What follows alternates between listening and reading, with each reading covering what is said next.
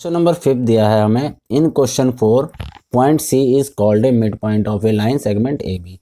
Question number 3 में दिया था कि ए और बी दो पॉइंट हैं और वहाँ पर सी जो है मिड पॉइंट एग्जिस्ट करता है। तो हमने क्या प्रूव करा था कि A B equal to A C equal to half of A B, हमने ये प्रूव किया था क्वेश्चन नंबर 4 में। ठीक है, आगे देखते हैं क्या पूछा इसने। Prove that every line segment has only one mid point, कि हमें ये प्रूव करना है कि किसी भी लाइन सेगमेंट में एक ही मिड पॉइंट होता है। तो हम क्या करेंगे, एक हमने डी एक पॉइंट ले लिया, मान लिया हमने कि डी जो है मिड पॉइंट है किसका, ए बी का।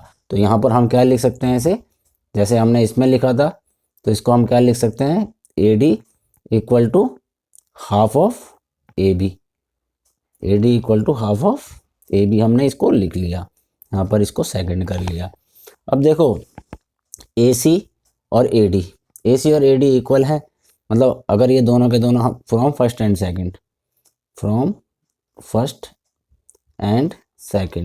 तो ए C equal to A D हो जाएगा। इसका मतलब है ए C equal to A D हो जाएगा, ए C equal to A D हो जाएगा। यहाँ देखो ए C equal to A D है, ए C equal to A D है, मतलब कि क्या है, सी और डी सी और डी है एक ही पॉइंट पे। ए C equal to A D का मतलब है कि सी और डी एक ही पॉइंट पे होने चाहिए, दोनों के दोनों एक ही पॉइंट पे होने चाहिए।